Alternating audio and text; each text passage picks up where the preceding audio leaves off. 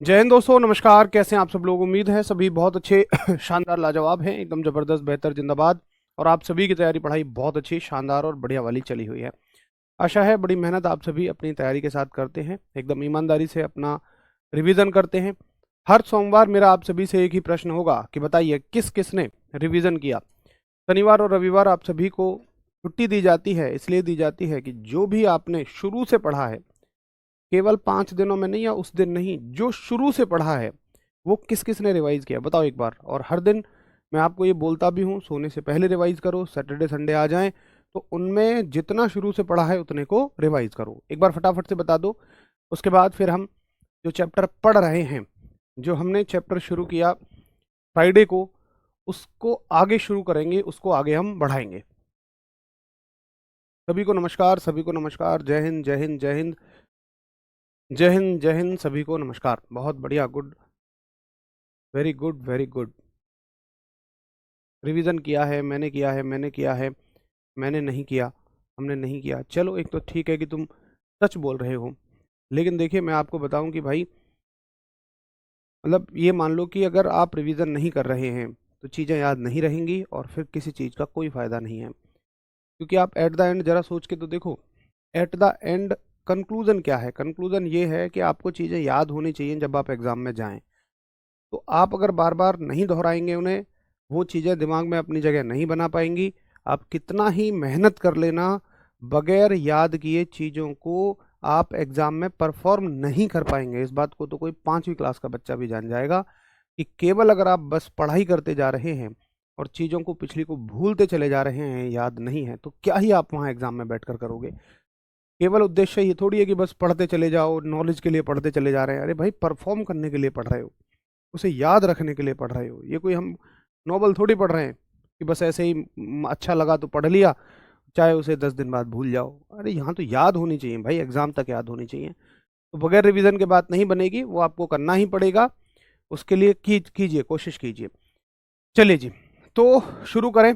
और मैं आपको थोड़ा सा रिवाइज करा देता हूँ, क्योंकि अगर आपको फ्राइडे की कहानी पूरी याद होगी तभी आप आज की चीज़ों को बना पाओगे। क्योंकि मैंने आपको बताया था, ऊर्जा और शक्ति जो है, एनर्जी और पावर जो हैं, वो कार्य से ही बनती हैं। तो हमने फ्राइडे को डिस्कस किया था कार्य के बारे में, वर्क के बारे में। और अगर मैं सही हूं तो एक बार आप थम्स अप करना, जी आप ठीक कहते हो। वर्क क्या है, कार्य क्या है? तो हमने ये सीखा था कि अगर किसी भी वस्तु पर आप फोर्स लगा रहे हैं, एक बल लगा रहे हैं, और उस वस्तु में बल की वजह से विस्थापन आ जाता है, डिस्प्लेसमेंट आ जाता है, तो इसी को हमने क्या कहा था? कार्य कहा था, वर्क कहा था। तो वर्क क्या है? वर्क हो गया किसी वस्तु पर फोर्स लगाया, फोर्स की वजह से उसमें डिस्प्लेसमेंट आ गया, विस्थापन आ गया, और इसी को हमने क्या कह दिया? कार्य कह दिया। अच्छा, कार्य का सूत्र क्या था? एक बच्चे ने कहा जी कार्य का सूत्र बता दो। तो कार्य का सूत्र था बल गुणा बल की दिशा में विस्थापन। उसके बाद हमने इसके प्रकार देखे, धनात्मक कार्य, ऋणात्मक कार्य, शून्य कार्य। हर एक कार्य के लिए एंगल कितना होता है, और फिर हमने देखे इसके मात्रक, सूत्र से बनने वाला मात्रक, एसआई मात्रक, सीजीएस मात्रक। और ये तो क्लियर है कि इस चैप्टर की तीनों राशियां, कार्य, ऊर्जा, शक्ति, वर्क, एनर्जी, पावर, तीनों की तीनों कैसी हैं? अदिश राशियां हैं, स्केलर क्वांटिटी हैं। बताइए, क्लियर है? फटाफट से बताइए। हाँ जी भैया, ठीक है, मुझे आपकी बात बहुत अच्छे से समझ में आ चुकी है।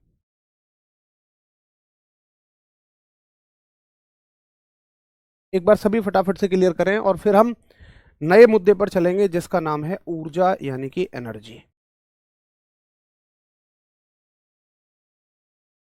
ऊर्जा यानी कि एनर्जी। और समझें क्या होती है ऊर्जा, क्या होती है एनर्जी। बहुत बढ़िया, सभी को सब कुछ ओके ओके है, वेरी गुड। देखिए, ऊर्जा क्या होती है, एनर्जी क्या होती है। एक बात आप मुझे बताइए कि आप खाना खा के गए घर से, और आप मान लो, या घर में ही चलो, काम करते जा रहे हो, काम करते जा रहे हो, मान लो आप मिट्टी खोद रहे हो फावड़े से, काम करते जा रहे हो, तो एक समय के बाद आपको थकान हो जाएगी, भूख लगने लगेगी, और फिर क्या खा लेंगे? आप खाना खा लेंगे। फिर से आपको रिचार्ज हो जाएंगे आपकी बैटरी, और फिर से आप काम करना शुरू कर दोगे। ऐसे ही हर एक मशीन के साथ होता है, उसमें आप पेट्रोल डालते हो, डीजल डालते हो, वो चलने लगती है, काम करने लगती है। कुछ समय के बाद पेट्रोल डीजल खत्म, फिर आपको डालना पड़ता है। तो ये चल क्या रहा है? कुल मिलाकर हमने देखा कि हमें काम करने के लिए किसी चीज की रिक्वायरमेंट है, किसी चीज की जरूरत है वर्क करने के लिए, कार्य करने के लिए।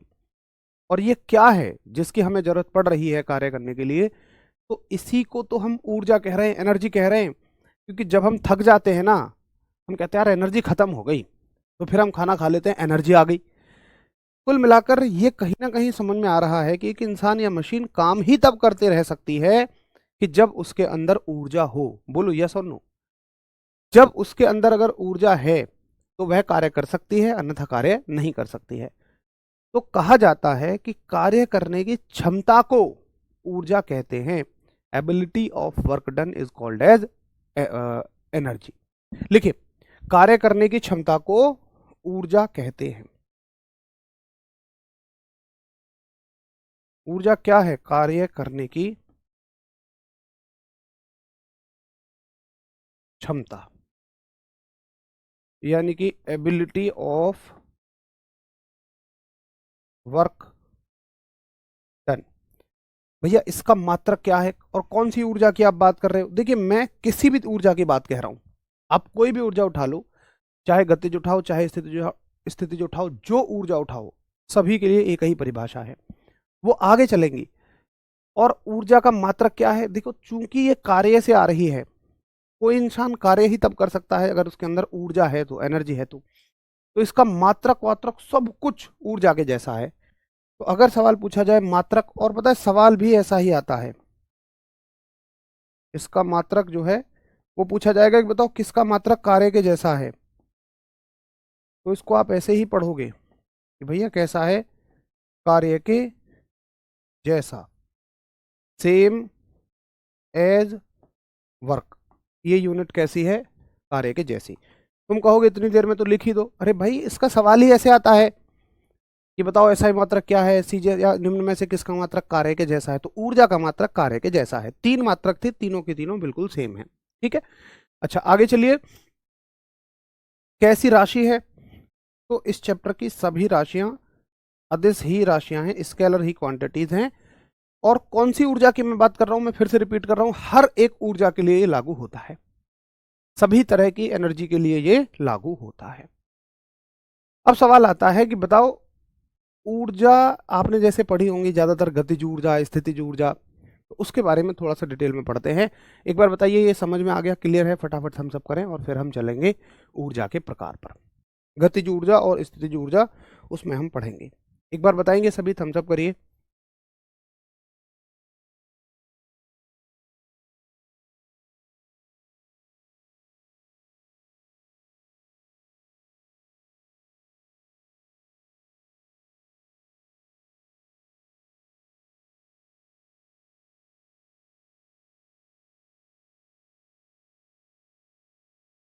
ठीक है, चलिए क्लियर है, कोई दिक्कत की बात नहीं है इसमें। आगे चला जाए। देखिए जी, अब आगे देखिए आप, ऊर्जा के प्रकार, types of energy.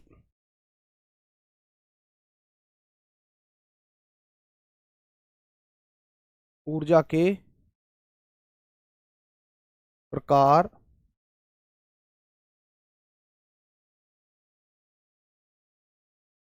Types of energy.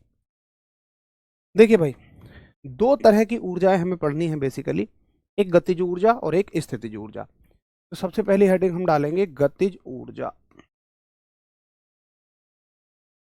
गतिज ऊर्जा यानी कि काइनेटिक एनर्जी। और काइनेटिक एनर्जी को हम दिखा देंगे के ई से। ये हो गई काइनेटिक एनर्जी। तो बड़ी सिंपल सी बात है। पहली चीज तो ये कि अगर कोई वस्तु मान लो चल फिर रही है, अगर कोई वस्तु गति कर रही है, तो निश्चित ही उसके अंदर ऊर्जा है। क्योंकि कोई वस्तु गति करने का मतलब कार्य कर रही है, और कार्य कब कर सकती है? जब उसके अंदर ऊर्जा होगी।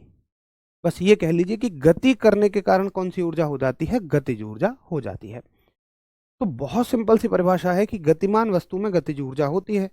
यानी कि गतिज ऊर्जा क्या है भाई? गति के कारण ऊर्जा। गति के कारण ऊर्जा, एनर्जी ड्यू टू मोशन। गति के कारण जो ऊर्जा है इसको हमने क्या कह दिया जी, गतिज ऊर्जा कह दिया। अब देखिए आगे समझिए आप, क्या फॉर्मूला है इसका, तो बड़ी सिंपल सी बात। अच्छा क्या उदाहरण है, आप बता दो भैया, आपके आसपास जो भी वस्तुएं चल रही हों, सब में गतिज ऊर्जा है।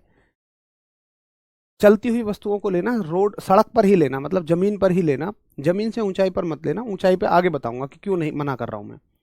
अब जमीन पर चलने वाली वस्तुएं कौन है, जैसे मान लो मैं हूं, दौड़ रहा हूं, गाड़ी चल रही है, साइकिल चल रही है, पवन चक्की है वो घूम रही है, हवा बह रही है। तो ये तमाम चीजों में कैसी ऊर्जा हो जाती है, गतिज ऊर्जा। तो इसके उदाहरण क्या हो जाएंगे, बड़ा आसान से उदाहरण है, एग्जाम्पल। ई एक्स का मतलब है एग्जाम्पल। एग्जाम्पल में है दौड़ता आदमी, चलती कार, ठीक है, चलती साइकिल, ये सभी चीजें। जमीन से ऊपर की कोई चीज मत लेना, सब जमीन वाली चीजें लेना। जमीन से ऊपर की चीजें मैं आपको बता दूंगा, जमीन पर चलती हुई चीजें अभी आप कोई भी एग्जाम्पल चाहे आप लिख लीजिए। अच्छा जी ठीक है, परिभाषा समझ में आ गई, उदाहरण समझ में आ गए। अब समझिए इसका सूत्र क्या होता है, फॉर्मूला क्या होता है। तो अगर एक मान लो कोई वस्तु है, जैसे कोई बॉल है, इसका कुछ तो द्रव्यमान होगा, आधा किलो, 1 किलो, कुछ भी होगा। तो इसके द्रव्यमान को हमने मान लिया m। द्रव्यमान को किससे दिखाते हैं हम, m से। और मान लो ये चल रही है एक वेग v से, ये मान लो v वेग से चल रही है, m द्रव्यमान की वस्तु है और ये v वेग से चल रही है। तो इसका जो गतिज ऊर्जा होगी, काइनेटिक एनर्जी होगी, बड़ा सिंपल सा सूत्र है, 1/2 mv²। याद रखोगे, काइनेटिक एनर्जी का सूत्र हो जाएगा 1/2 mv²। अब देखो यहां से क्लियर हो गया, हमें परिभाषा क्लियर हो गई, उदाहरण क्लियर हो गए, सूत्र क्लियर हो गया। अब इसका मात्रक क्या है, तो वो मैंने बता दिए, सारी ऊर्जाओं के मात्रक कार्य के जैसे हैं। सूत्र से बनने वाले मात्रक न्यूटन मीटर, एसआई मात्रक जूल, सीजीएस मात्रक अर्ग, वो आपको पीछे वहीं याद कर लेने थे। सारी ऊर्जाएं अदिश राशियां हैं, तो इसमें अलग से बताने की कोई जरूरत नहीं रहेगी। ठीक है भैया, तो फटाफट से थम्स अप करो, हाँ जी मुझे आपकी बात समझ में आ गई है, ये बिल्कुल बात मुझे क्लियर हो गई है, ऊर्जा के प्रकार, टाइप ऑफ एनर्जी। अब आगे चला जाए थोड़ा सा, और मैं आपको ये बताऊं कि कैसे इससे और सवाल बनते हैं। इतना समझ आ गया सभी को, एक बार थम्स अप करिए।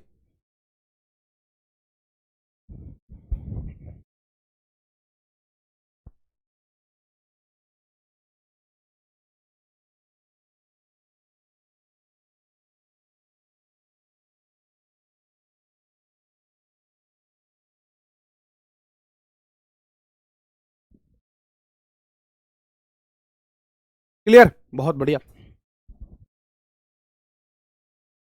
चलो अब देखिए कुछ इससे क्वेश्चन मैं आपको बताता हूं कैसे आते हैं। जैसे सवाल पूछेगा कि मान लो 2 किलो की वस्तु 3 मीटर पर सेकंड से चल रही है, तो उसकी गतिज ऊर्जा बताओ। ठीक है, काइनेटिक एनर्जी बताइए। बड़ा सिंपल सा सवाल है, यूं ही इसका उत्तर आप कर दोगे, एक न्यूमेरिकल अगर आया तो। आप कहोगे द्रव्यमान कितना दे रखा है, 2 किलो। आपको ये पता होना चाहिए, द्रव्यमान को m से दिखाते हैं। और वेग कितना दे रखा है, 3 मीटर पर सेकंड। हमें इसकी काइनेटिक एनर्जी बतानी है, गतिज ऊर्जा बतानी है। तो गतिज ऊर्जा कितनी हो जाएगी, काइनेटिक एनर्जी कितनी हो जाएगी, 1/2 mv²। गतिज ऊर्जा हो जाएगी 1/2 mv²। 1/2, 2, भाई m की वैल्यू 2 है और v की वैल्यू कितनी है, 3, 3 का स्क्वायर। 2 से 2 कट जाएगा, 3 का स्क्वायर मतलब 3 की 3 में 2 बार गुणा, और 3 3 जा 9। आंसर आ जाएगा 9 जूल। उत्तर हो गया आपका 9 जूल। क्लियर, बताइए एक बार, हाँ जी मुझे समझ में आ गया, काइनेटिक एनर्जी का फॉर्मूला, गतिज ऊर्जा का सूत्र हो गया 9 जूल। चलिए आगे चला जाए। अगर आपको यहाँ तक क्लियर है तो फिर सुनो, बहुत बढ़िया, सभी का उत्तर एक ही लय में नौजूल है, गजब उत्तर। आगे चलें, एक और तरह का सवाल बनेगा, गुनागुनी वाले सवाल यहाँ से थोड़े ज्यादा बनते हैं। सवाल देगा कि वेग मान लो 2 गुना करने पर गतिज ऊर्जा बेसिकली पूछेगा कितने गुनी हो जाएगी। अगर वेलोसिटी को 2 टाइम्स कर दें तो काइनेटिक एनर्जी कितने टाइम्स हो जाएगी। देखो, ऐसे सवालों को करने से पहले एक बात आप समझें कि जैसे हमसे पूछी है गतिज ऊर्जा कितने गुनी हो जाएगी, तो मैं गतिज ऊर्जा का वो सूत्र लगाऊंगा जिसमें वेग आ रहा हो, वेलोसिटी आ रही हो। अब वेग किस में आ रहा है, गतिज ऊर्जा के किस सूत्र में आएगा, 1/2 mv² में आएगा। गुना गुनी वाले सवालों में आपको सिर्फ उस चीज पर फोकस करना है जो दी है। क्या दी हुई है, वेग दिया हुआ है, बाकी तो कुछ नहीं दे रखा, बाकी सब कुछ हटा दो। जो दे रखा है उसके अलावा बाकी चीजों से मतलब ही मत रखो, ये खत्म। और जितना दिया है, ये कितना दिया है, 2 गुना, तो 2 का स्क्वायर कर दो और ये कितना हो जाएगा, 4। उत्तर आ गया 4। बताइए जी, क्लियर।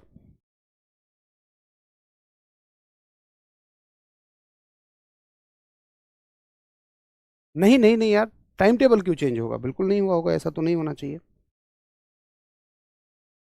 ये 2 कहाँ से आया है भाई, कौन से 2 की बात कर रहे हैं आप। अगर इस 2 की बात कर रहे हैं तो ये तो सवाल दिया है आपको, क्वेश्चन में दिया है।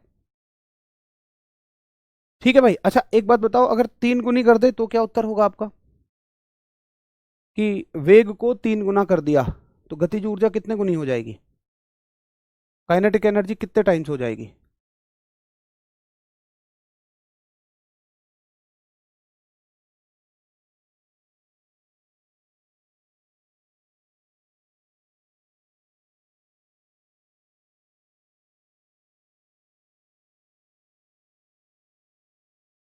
बहुत बहुत बहुत बढ़िया, तो कितना हो जाएगा, 9 टाइम्स हो जाएगा, 9 गुना हो जाएगा, एकदम बढ़िया है। 3 कर दोगे तो 9 गुना हो जाएगा, बड़ी सिंपल सी बात है। अब देखिए, जैसे गतिज ऊर्जा का एक सूत्र तो ये हो गया, एक दूसरा सूत्र और भी होता है गतिज ऊर्जा का, और ये होता है काइनेटिक एनर्जी बराबर P²/2m। अच्छा चलो तुम्हारा टेस्ट ले लिया जाए, बताओ P P से हम किस राशि को दिखा रहे थे, पिछले चैप्टर में हम P से किस राशि को दिखा रहे थे, P क्या थी। तो चलो मैं बता भी देता हूं, बाकी आप लोगों ने टाइप कर दिया होगा। P था संवेग। 2 सूत्र हैं गतिज ऊर्जा के, एक है द्रव्यमान और वेग की परिभाषा में, एक है संवेग और द्रव्यमान के टर्म में। दोनों ही ठीक हैं, कौन सा लगाएंगे, जगह के हिसाब से लगाओगे। अगर संवेग के बारे में बात करेगा तो ये लगाओगे, वेग के बारे में बात करेगा, वेलोसिटी के बारे में बात करेगा तो ये लगाओगे। इस बात में आप कभी कंफ्यूज नहीं होंगे। 2 का घात कैसे आया, वो तो वो तो यार फॉर्मूले में है ना, 2 का घात तो फॉर्मूले में है, घात 2 ही रहेगा, ये फॉर्मूले में ही फिक्स है। तो क्या है जी, संवेग है, मोमेंटम है, ठीक है। तो ये हो गई गतिज ऊर्जा। उम्मीद है आप बहुत अच्छे से इसको समझ चुके होंगे कि क्या होती है गतिज ऊर्जा। अब ऊर्जा के दूसरे प्रकार पर चला जाए, जिसका नाम है स्थितिज ऊर्जा। स्थितिज ऊर्जा, अच्छा चलो बताओ अगर चलती वस्तु में गतिज ऊर्जा है तो किस वस्तु में स्थितिज ऊर्जा होगी। मतलब आज तक आपने क्या पढ़ा है पोटेंशियल एनर्जी के बारे में, और पोटेंशियल एनर्जी को हम पीई से दिखाएंगे, इसको यू से भी दिखा लेते हैं, लेकिन कोई फिक्स नहीं है ऐसा। तो बताइए, अगर चलती वस्तु में गतिज ऊर्जा है तो रुकी वस्तु में क्या होगा।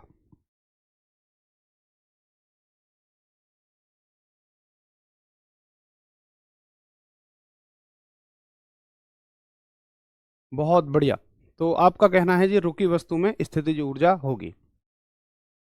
देखो, ये हमारा सबसे बड़ा कंफ्यूजन होता है, हमें लगता है चलती वस्तु में स्थितिज ऊर्जा तो रुकी वस्तु में, चलती वस्तु में गतिज ऊर्जा तो रुकी वस्तु में स्थितिज ऊर्जा। देखिए समझिए, आप ठीक कह रहे हैं कि रुकी वस्तु में स्थितिज ऊर्जा होती है, लेकिन हर रुकी वस्तु में स्थितिज ऊर्जा नहीं होगी।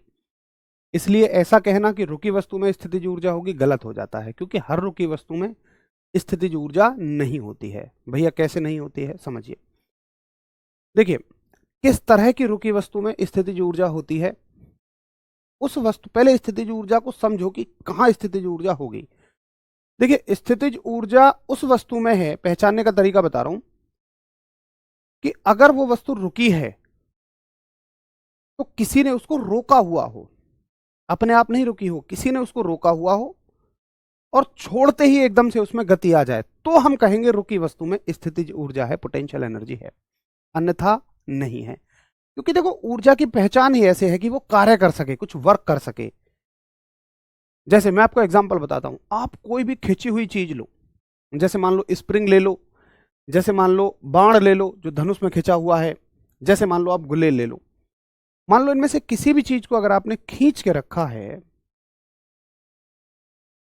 तो जैसे ही ये खिंचे हुए हैं, पहले तो किसी ने रुके हुए हैं, चलो किसी ना किसी वजह से रुके हुए हैं, स्प्रिंग अपने आप तो रुक नहीं जाएगी, तुमने स्प्रिंग को खींचा हुआ है, यहां रोका हुआ है, और जैसे ही छोड़ोगे एकदम से गति में आ जाएगी, तो हाँ यहां पर जब ये रुकी हुई थी इसमें स्थितिज ऊर्जा है। बाण जब यहां रुका हुआ है तो स्थितिज ऊर्जा है, और छोड़ते ही किस में बदल गई, ये गतिज ऊर्जा में बदल गई, काइनेटिक एनर्जी में बदल गई। तो यहां रुकी हुई वस्तु में स्थितिज ऊर्जा होगी। लेकिन एक पत्थर जमीन पर पड़ा हुआ है, मैंने उसको जाके ऐसे पकड़ लिया, पत्थर कह रहा भाई साहब अभी पकड़ोगे तब भी कोई फर्क नहीं है, छोड़ दोगे तब भी कोई फर्क नहीं है। क्या छोड़ते ही पत्थर अपने आप भाग जाएगा? मतलब मैं उसे धक्का नहीं दे रहा हूं, बस पत्थर को मैंने पकड़ लिया जमीन पर पड़े हुए को, फिर छोड़ा, तो क्या भाग जाएगा? नहीं। तो उसमें कोई भी ऊर्जा नहीं है, उसमें कोई भी एनर्जी नहीं है। तो यहां रुके हुए पत्थर में कोई ऊर्जा नहीं है, जबकि इस रुकी हुई स्प्रिंग में, रुके हुए बाण में, रुकी हुई गुलेल में ऊर्जा है, स्थितिज ऊर्जा है। आई बात समझ में? तो आप ये मत कहा करो कि रुकी वस्तु में स्थितिज ऊर्जा, बताओ कहाँ है पत्थर के पास स्थितिज ऊर्जा? अगर ऊर्जा होती तो वो कुछ कर सकता था ना, और करने का मतलब है चल दे, लेकिन वो नहीं चल पाया। तो स्थितिज ऊर्जा को ऐसे नहीं कहेंगे। अच्छा दूसरे तरीके से स्थितिज ऊर्जा किसमें होती है, जो आप उदाहरण ले रहे हो भाई, जैसे चुनमुन है, करण भाई है, दूसरी तरह से स्थितिज ऊर्जा होती है किसी भी जमीन से ऊपर रुकी हुई वस्तु में, जमीन से ऊपर रुकी हुई वस्तु में, उठी हुई वस्तु में। क्योंकि अगर वो जमीन से ऊपर उठी हुई है तो किसी न किसी वजह से ही रुकी हुई होगी। जैसे पेड़ पर लटका हुआ फल या नारियल, आप देखो वो पेड़ की वजह से ही तो रुका हुआ है, अगर उसे कोई काट दे तो एकदम से गति में नहीं आ जाएगा। तो उसमें रुकी हुई वस्तु में वहां स्थितिज ऊर्जा है। बांध में इकट्ठा पानी, बांध आप जानते हैं कि दीवार लगा के बहुत सारा पानी भर लिया ताकि उसे गिरा के बिजली बना सके। तो बांध में जो पानी इकट्ठा है वो किसी हाइट पे इकट्ठा है और किसी वजह से रुका हुआ है, दीवार की वजह से। दीवार की एक ईंट निकाल के देखो, पानी को गिरने के लिए मौका तो दो, पानी एकदम से गति में आ जाएगा। तो हाँ यहाँ रुके हुए पानी में फिर स्थितिज ऊर्जा है, पोटेंशियल एनर्जी है। भैया आपको मेरी सारी बात एक बार बताएंगे? जी समझ में आ चुकी हैं, बड़े अच्छे से हमने चीज़ों को समझ लिया है। और स्थितिज ऊर्जा को हम ये नहीं कहेंगे कि रुकी वस्तु में होती है, हम कहेंगे उसकी स्थिति के कारण होती है। कि ये स्थिति ही तो है कि वो खिंची हुई है या ऊंचाई पर है, तो हम कहते हैं वस्तु की स्थिति के कारण जो ऊर्जा है वो स्थितिज ऊर्जा होती है। तो आप कहेंगे कि वस्तु की स्थिति यानी कि पोजीशन के कारण ऊर्जा, ठीक है, इसको हम कहेंगे स्थितिज ऊर्जा। अच्छा जी समझ आ गया। अब वस्तु की स्थिति क्या क्या हो सकती है, चलो पहले एक बार उसके उदाहरण देख लो, कुछ एग्जाम्पल। तो एग्जाम्पल में दो तरह के एग्जाम्पल आएंगे, एक तो खिंचने की वजह से, आप कहोगे कि भाई खिंची वस्तु में कौन कौन सी वस्तुएं खिंची हो सकती हैं? देखिए जैसे स्प्रिंग, ठीक है, जैसे कि बाण यानी एरो, जैसे कि गुलेल, इंग्लिश में कहोगे आप कैटापुल। उसके अलावा जमीन से उठी वस्तुओं में, है ना, धरती से ऊपर वस्तुओं में, मैं ऐसे लिख देता हूं सिंपल, धरती से ऊपर की वस्तुओं में कौन कौन सी वस्तुएं होंगी? जैसे पेड़ पर लटका फल, ठीक है, जैसे बांध का पानी, और भी कुछ चीज आप ले सकते हो जो जमीन से ऊपर हो और रुकी हुई हो। ठीक है जी। तो ये हो गया आपका स्थितिज ऊर्जा के उदाहरण। अब इसका सूत्र क्या होगा? इसका सूत्र यानी कि फार्मूला देखिए, अब हम कह रहे हैं दो तरह की वस्तुओं में स्थितिज ऊर्जा होगी, एक खिंचने की वजह से, एक ऊंचाई की वजह से। अभी बताऊंगा, बाकी एग्जाम्पल भी बताऊंगा। अभी रुक तो जाओ भाई कीर्तिराज, रुक जाओ। अब देखिए, हम जो है ना, ऊंचाई की वजह से स्थितिज ऊर्जा का सूत्र देखें एक बार। कि अगर मान लीजिए आप कहते हो कि ये एक नारियल का पेड़ है ना, और इस पर ये नारियल लटका हुआ है, तो ये नारियल की स्थितिज ऊर्जा का सूत्र क्या होगा? इस नारियल के पास अभी कितनी स्थितिज ऊर्जा है? तो देखिए, जमीन से इसकी ऊंचाई देखिए, इसकी हाइट कितनी है? इसकी हाइट जो है, इसकी ऊंचाई जो है ये है h। मान लो इसका द्रव्यमान m है, m तो हम जानते हैं। अच्छा, g है इसका गुरुत्वीय त्वरण। g के बारे में आप अगले चैप्टर में पढ़ोगे कि क्या होता है छोटा जी। g है मान लीजिए गुरुत्वीय त्वरण, ग्रेविटेशनल एक्सेलरेशन, ग्रेविटेशनल एक्सेलरेशन। तो पोटेंशियल एनर्जी का सूत्र हो जाएगा स्थितिज ऊर्जा बराबर m गुणा g गुणा h। ठीक, स्थितिज ऊर्जा का सूत्र हो जाएगा m गुणा g गुणा h। m क्या है? इसका द्रव्यमान, g क्या है? गुरुत्वीय त्वरण, और h क्या है? इसकी ऊंचाई। खिंची वस्तुओं के कारण स्थितिज ऊर्जा का सूत्र हम नहीं पढ़ते हैं, उनमें ये सूत्र नहीं लगेगा, उसका अलग सूत्र होता है, उसका अलग सूत्र होता है, लेकिन हम उसका सूत्र नहीं पढ़ते, वो हमसे कभी नहीं पूछा जाएगा। ऐसा नहीं है कि हर तरह की वस्तु पे लग जाएगा, ये केवल जमीन से ऊपर वस्तुओं में लगता है, खिंची वस्तुओं में नहीं लगता है। अब एक बार फटाफट थम्स अप करो जी, मुझे समझ में आ गया, परिभाषा समझ में आ गई, प्रकार समझ में आ गए, सूत्र समझ में आ गया। बाकी कैसी राशि है तो कहने की जरूरत ही नहीं है, इस चैप्टर की सभी राशियां अदिश राशियां हैं, स्केलर हैं। सूत्र क्या होगा बता चुके हैं, मात्रक क्या होगा, कार्य के जैसा होगा।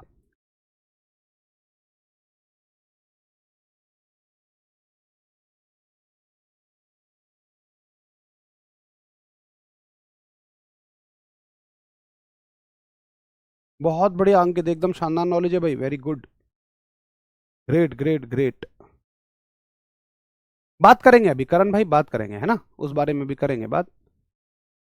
बिल्कुल होगी नरेंद्र भाई, बिल्कुल होगी। ठीक है जी। चलिए, तो ये एक बड़ा आसान सा मुद्दा रहा। अब एक कंफ्यूजन यहाँ ये क्रिएट होता है कि ये तो हमें चलो समझ में आ गया कि चलती वस्तु में स्थितिज ऊर्जा है, गतिज ऊर्जा है, काइनेटिक एनर्जी है, और उस रुकी वस्तु में स्थितिज ऊर्जा है जो छोड़े जाने पर चल सकती है। लेकिन उसका क्या, कि उसमें ऊंचाई भी है और वो चल भी रही है, उसमें ऊंचाई भी है और चल भी रही है। जैसे हवाई जहाज, हवाई जहाज को आप देखें तो जमीन से बहुत ऊपर होता है और गति भी होती है, तो फिर उसमें दोनों तरह की ऊर्जाएं होती हैं। अरे कोई बात नहीं, यू बराबर लिख लो, पीई बराबर लिख लो, कोई दिक्कत नहीं है उसमें। तो जमीन से उड़ते हुए, ऊपर उड़ते हुए हवाई जहाज में दोनों तरह की ऊर्जाएं होती हैं, उसमें गतिज ऊर्जा भी होती है, स्थितिज ऊर्जा भी होती है। अब कोई भी आप ऐसा एग्जाम्पल सोच लीजिए जो जमीन से ऊपर हो और चल रहा हो। अच्छा, जमीन से ऊपर का मतलब क्या है? जमीन से ऊपर का मतलब ये नहीं है कि तुम कहो जी मोटरसाइकिल है, मोटरसाइकिल पे बैठा हुआ आदमी भी तो जमीन से ऊपर है, नहीं, पूरी चीज जमीन से ऊपर ही होनी चाहिए। आपका डाउट होगा तो भैया धनुष जो है वो भी तो जमीन से ऊपर है। देखिए, छोटी मोटी हाइट के लिए हम कंसिडर नहीं करते हैं, कम से कम ऊंचाई इतनी होनी चाहिए जितना एक पेड़ पर लगा हुआ फल, कम से कम इतनी। अगर उससे ऊंची, उससे कम है, तो फिर उसमें ना के बराबर स्थिति जो ऊर्जा होती है, पोटेंशियल एनर्जी बहुत जरा सी होती है, उसको तो हम इग्नोर ही कर देते हैं। क्लियर? तो जमीन से कम इतनी ऊंचाई मानना जितना पेड़ पर लटका हुआ फल होता है, और अगर वो वस्तु साथ में चल भी रही है तो फिर उसके साथ दोनों तरह की एनर्जी हैं, दोनों तरह की ऊर्जाएं उसके पास हैं। तो जैसे आप लिखेंगे एक तीसरी चीज नोट डाल के, नोट, जैसे एक उदाहरण है, कुछ एग्जाम्पल उठाते हैं। एग्जाम्पल है उड़ता हवाई जहाज। और ये तो कहने की बात नहीं है कि जमीन से ऊपर उड़ता हवाई जहाज भैया हवाई जहाज जमीन से ऊपर ही उड़ेगा। उड़ता हवाई जहाज या उड़ता हुआ कोई भी पंछी, कोई भी चिड़िया हो, कुछ भी हो, उड़ती पतंग, वो भी जमीन से बहुत ऊपर उड़ती है। तो इन सभी के अंदर जो ऊर्जा होती है मालिक, वो गतिज ऊर्जा भी होती है और वो स्थितिज ऊर्जा भी होती है। यानी कि काइनेटिक एनर्जी भी होती है और पोटेंशियल एनर्जी भी होती है ना। ऐसे लिख दूं क्या? ऐसे ही समझ में आ जाएगा कि इनके अंदर दोनों तरह की ऊर्जाएं होती हैं, और दोनों ऊर्जाओं के योग को अगर आप वन गो में बोलना चाहें, एक बार में बोलना चाहें, तो उसको हम कहते हैं यांत्रिक ऊर्जा। दोनों ऊर्जाओं के सम को हम क्या कह देते हैं? यांत्रिक ऊर्जा कह देते हैं, मैकेनिकल एनर्जी कह देते हैं। दोनों ऊर्जाओं के योग को हम क्या कहते हैं? यांत्रिक ऊर्जा, मैकेनिकल एनर्जी। तो हो सकता है ऑप्शन में देगा उड़ते हवाई जहाज में कौन सी ऊर्जा है, तो ऑप्शन होगा यांत्रिक ऊर्जा। तो आप समझ जाना यांत्रिक ऊर्जा का मतलब क्या है, दोनों ऊर्जाओं का योग, स्थितिज प्लस गतिज ऊर्जा। या कई बार ऐसे भी सवाल बनता है कि बताइए गतिज ऊर्जा प्लस स्थितिज ऊर्जा के योग को क्या कहते हैं, तो इसको क्या कहते हैं? यांत्रिक ऊर्जा कहते हैं, मैकेनिकल एनर्जी कहते हैं। अब बता दीजिए, ठीक है, ये कोई बहुत बड़ी बात नहीं है।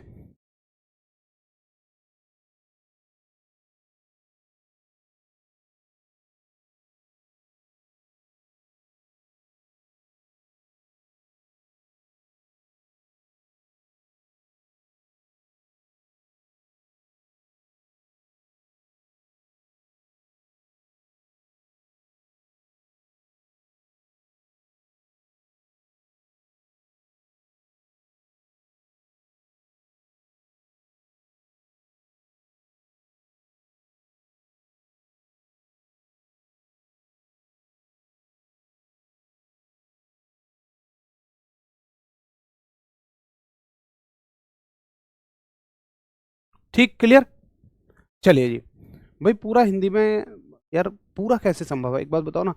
फिर जो इंग्लिश मीडियम वाले साथी हैं उनके लिए समस्या हो जाएगी, और आपको तो मिल ही रहा है ना पूरा हिंदी में, उससे क्या डाउट, क्या डिस्टरबेंस हो रहा है आपको कि मैं इंग्लिश में लिख रहा हूँ? आप अपने हिंदी पे फोकस करिए। अगर ऐसा होता कि मैं पूरा हिंदी नहीं लिख रहा होता तब तो ठीक है, आपका एक डाउट बनता भी था। लेकिन अगर आपके लिए पूरा हिंदी में भी पढ़ा रहा हूँ और इंग्लिश वालों के लिए पूरा इंग्लिश में भी पढ़ा रहा हूँ, तो शायद फिर आपको कोई डिस्टरबेंस नहीं होना चाहिए। मतलब यदि आपको भी मिल रहा है, किसी और को भी मिल रहा है, तो उसमें ये डाउट क्यों कि उसको नहीं दो या मुझे ही दे दो बस? तब तो ये कोई बात ही नहीं होनी चाहिए। अगर ऐसा होता कि मैं उसको ज़्यादा दे रहा होता, आपको कम दे रहा होता, तब ये होता कि भैया आप पक्षपात कर रहे हो, हमें बराबर नहीं दे रहे हो। तो ये तो मतलब मन में सोचना ही नहीं चाहिए कभी भी। चलिए जी, फोकस करो थोड़ा सा, आपको अपनी भाषा में ही अच्छा समझ में आ रहा होगा। आपको क्या दिक्कत है कि मैंने यहाँ इंग्लिश लिख दी? तो अगर छोटी छोटी हर बात से दिक्कत होगी तब तो जिंदगी में बड़ा परेशान हो जाओगे। चलिए जी, ये हो गई आपकी यांत्रिक ऊर्जा। तो ये हो गई ऊर्जा, ये हो गई आपकी एनर्जी। अब हम आज के तीसरे कंसेप्ट पर चलते हैं, इस चैप्टर के तीसरे कंसेप्ट पर चलते हैं, और ये चैप्टर आपका खत्म हो जाएगा, जिसका नाम है पावर, यानी कि शक्ति। आओ जरा एक बार देखें शक्ति क्या होती है, पावर क्या होती है। देखो दोस्तों, मैं आपसे एक बात पूछता हूँ, ये मैं एग्जाम्पल हर एक बैच में अपने देता हूँ, और ये बहुत अच्छा एग्जाम्पल है, इससे सब क्लियर भी हो जाता है। एग्जाम्पल ये है, मैं एक बात पूछ रहा हूँ आपसे कि मान के चलिए मेरे पास दो ढेर हैं ईंटों के, हर एक ढेर में बराबर ईंटें हैं, मान लो 100 ईंटें हैं, ये 100 ईंटें हैं, ये 100 ईंटें हैं। मुझे इन्हें अपने घर में नीचे से छत पर फेंकवाना है।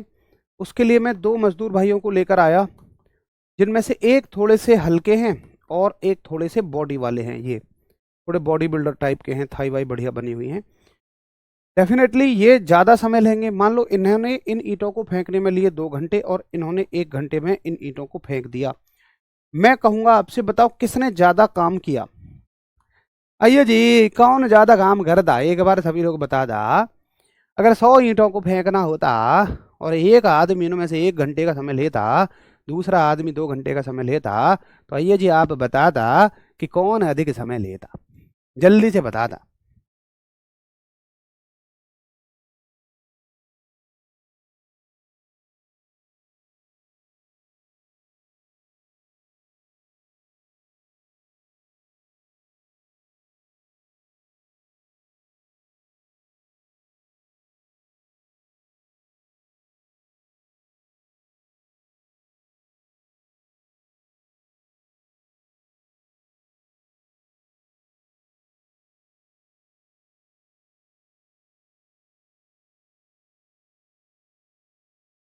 जी।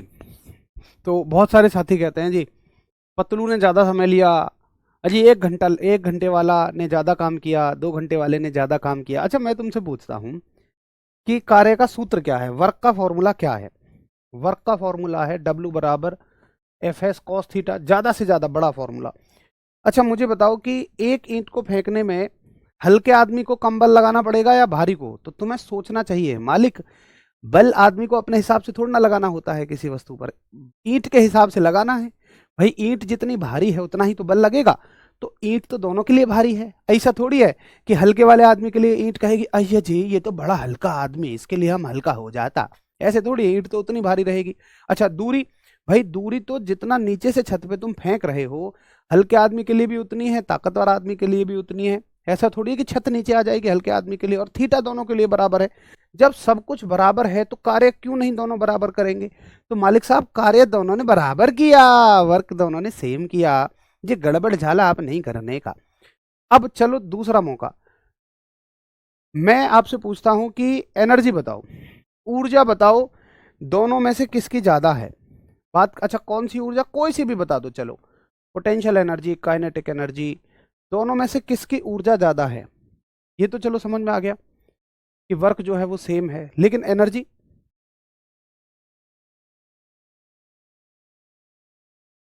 आपकी आवाज़ बहुत बढ़िया, लगता है इसी में पढ़ाइए ना। अबे समझ में नहीं आएगा इसमें पढ़ाओगे तो कुछ, इसे बीच बीच के लिए रहने दो। धर्मेंद्र सर नहीं, आत्माराम तुकाराम बीरे। वाह क्या नाम दिया है तुमने मुझे, थैंक यू। एक्स्ट्रा पढ़ा दिया तो कुछ नहीं आया बैच में, कोई बात नहीं, आप, मैं नाम तो नहीं लूँगा, लेकिन आप कहीं से भी पढ़ के आए हैं किसी भी कोचिंग से और वहाँ का पढ़ाया हुआ आपको नहीं मिल रहा है एक्स्ट्रा, मतलब एग्ज़ाम में, तो RWA के साथ आपको ये मतलब कहने की ज़रूरत ही नहीं पड़ेगी, आप ट्रस्ट रखिए, आप देख रहे होंगे यही चीज़ें सब एग्ज़ाम में आती हैं जो आपको पढ़ाई जा रही हैं, कराई जा रही हैं। अच्छा जी, आपका कहना है कि दोनों ने अलग अलग किया। सुनो भैया, मेरी बात को मानिए आप।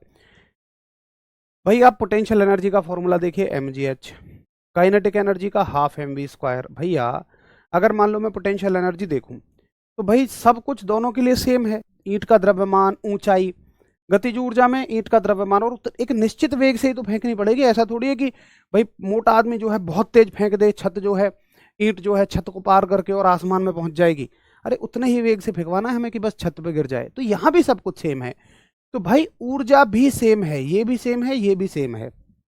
लेकिन यार तुम्हें लग तो रहा होगा कि भैया चलो मान ली हमने आपकी बात, लेकिन आप मेरी भी मानो, कुछ तो है जो ताकतवर आदमी में ज्यादा है, जो ताकतवर आदमी में ज्यादा है।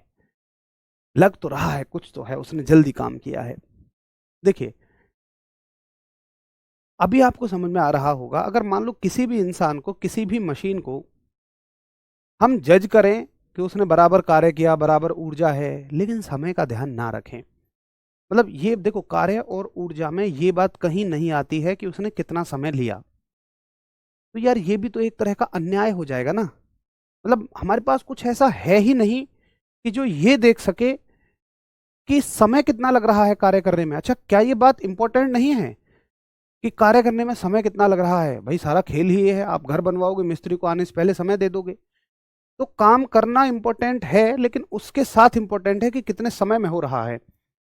तो कार्य को जब हम समय से जोड़ते हैं तो एक नई टर्म बनाते हैं, और मैंने कहा नई राशियां क्यों बनती हैं, पुरानी दो राशियों के मेल से।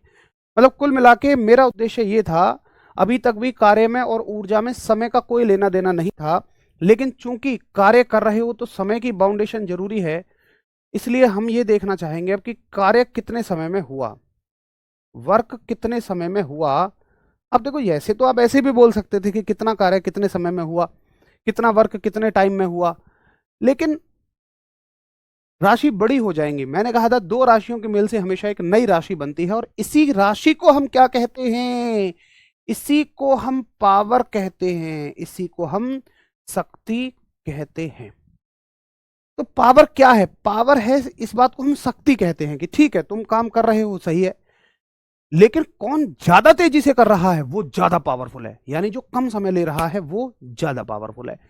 तो इसकी डेफिनेशन कैसे बनाओगे? अब मेरे हिसाब से तो कोई मुश्किल नहीं है, सूत्र से आप डेफिनेशन बनाना सीख चुके हो। अगर आप मेरे साथ सीख रहे हो तो फिर आपको इतना ही सीखना है, इसके अलावा बाकी सारी चीजें आप बना लोगे। अगर इसका फॉर्मूला देखोगे मैथमेटिकली, पावर बराबर W/T हो जाएगा। अगर इसकी परिभाषा देखोगे आप, तो परिभाषा क्या हो जाएगी?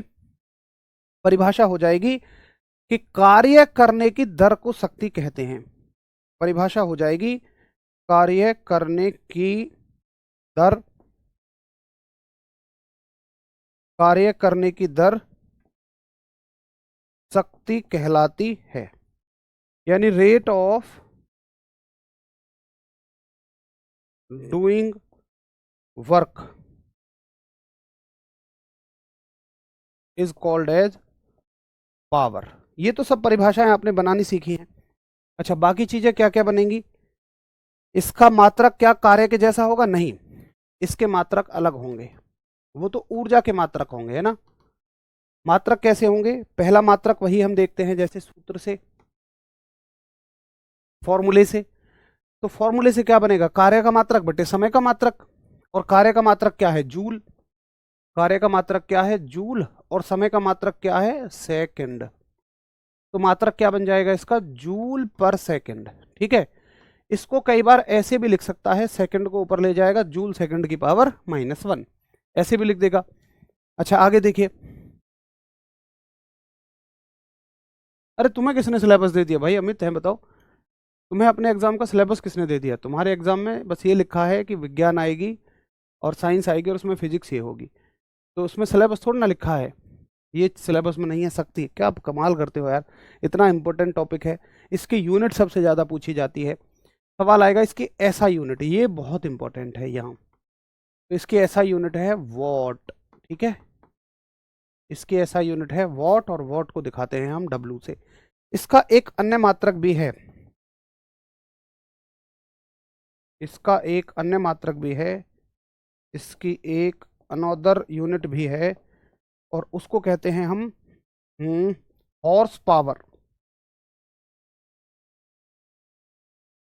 हॉर्स पावर यानी कि अश्व शक्ति, HP।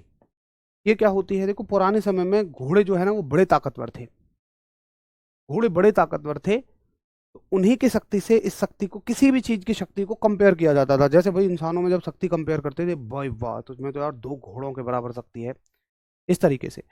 तो वहीं से हॉर्स पावर आया, और सवाल आएगा कि एक हॉर्स पावर में कितने वॉट। तो आप याद रखेंगे, एक horse power equals to 746 watt. 1 horse power equals to 746 watt, 746 watt. ठीक है जी, तो आप इसको नोट करिए, ये हो गई आपकी पावर शक्ति, और सीधे सीधे इससे सवाल बनेंगे। अब देखिए, जैसे एक सेकंड में देख लेता हूँ मेरे पास सवाल है या नहीं है। हाँ, जैसे चलो एक सवाल है मेरे पास, ये आया हुआ सवाल है। ये सब प्रीवियस ईयर क्वेश्चन है, बाकी क्वेश्चन मैं आपको पूरे चैप्टर के कल करा दूंगा, है ना। आज टाइम भी हो चला है और मेरे पास सवाल नहीं है, कल मैं आपको सारे क्वेश्चन करा दूंगा। तो वॉट जो है किसकी इकाई है? ये सवाल प्रीवियस ईयर क्वेश्चन है, तो किसकी इकाई है? पावर की यूनिट है, बड़ा बेसिक सा सवाल है। बाकी ऊर्जा की इकाई हम पढ़ चुके हैं जूल, इनके बारे में हम पढ़ेंगे। संवेग का पढ़ चुके हैं केजी मीटर पर सेकंड, और प्रतिरोध के बारे में हम आगे पढ़ेंगे। हाँ, हॉर्स पावर में आजकल केवल मोटर की, पंपों की, या आपके घर में अगर ट्रैक्टर आ रहा है, या आप किसान परिवार से हैं तो समझ जाएंगे, जो पानी उठाने के लिए इंजन आप लगाते हो, उन सब चीज़ों के बारे में आप पढ़ते हो हॉर्स पावर में। 764 या 746? भैया 746 लिखा है ना मैंने, मुझे क्यों कंफ्यूज कर रहे हो यार? 7 कहाँ गया? 746 होता है यार, 746। 764 एक बच्चा कह रहा है, नहीं नहीं नहीं नहीं, चेक कर लिया करो एक बार, है ना, एक कंफ्यूजन में मत रख रहा करो, ये छोटी मोटी चीज़ें गड़बड़ हो जाती हैं। चलिए जी, तो कल हम इसके क्वेश्चंस कर लेंगे, कुछ आते ही 5-7 मिनट में कुछ क्वेश्चन कर लेंगे, और बाकी सारी चीज़ों को हम आगे पढ़ेंगे। कल नया चैप्टर शुरू करेंगे जिसका नाम होगा ग्रेविटेशन, यानी कि गुरुत्वाकर्षण। बड़ा मज़ा आएगा, जिसमें हम देखेंगे कि दुनिया की सारी चीज़ें नीचे ही क्यों खींची आती हैं। उम्मीद है आपको चीज़ें अच्छे से समझ में आई होंगी। एक बार भैया जी सारा रिवीजन करिए, बढ़िया से सारी चीज़ों को पढ़ के आइए। फिजिक्स में हर अगला चैप्टर पुराने से रिलेटेड है, और रिवीजन आप ज़रूर करिए, सोने से पहले करिए, सैटरडे संडे को करिए। क्योंकि अगर सिर्फ आप बस पढ़ते पढ़ते जा रहे हैं, पुरानी चीज़ों को भूलते जा रहे हैं, तो मतलब मेरे कहने की ज़रूरत नहीं पड़नी चाहिए। आप इस बात को खुद सोचिए। पता है, आप कभी सोचते होंगे, देखते होंगे कि मैं इन चीज़ों पे ज़्यादा जोर देता हूँ, जबकि मेरा काम नहीं है ये। मेरा काम है कि बस आऊँ अपने सब्जेक्ट को सिखाऊँ चला जाऊँ। लेकिन नहीं, ऐसा मैं भी सोचूँ तो ये गलत है। ये मेरी पूरी ज़िम्मेदारी है कि मैं आपको उन बातों से भी अवगत कराऊँ कि आप अगर बहुत मेहनत भी कर रहे हैं, फिर भी मतलब कुछ चीज़ें ऐसी हैं जो छूट जाती हैं क्योंकि वो सिलेबस में नहीं है या उन्हें कोई टीचर नहीं करा रहे, मतलब वो खुद से करनी होती है, तो हमें पता नहीं होती हैं। इसलिए मैं आपको बार-बार बताता हूँ कि भाई रिवीज़न आपको ही करना है, हर दिन करना है और उसके बगैर बात नहीं बनेगी। तो सभी ज़रूर रिवीज़न करके आया करिए। चलिए मिलते हैं कल। नमस्कार, धन्यवाद, जय हिंद दोस्तों।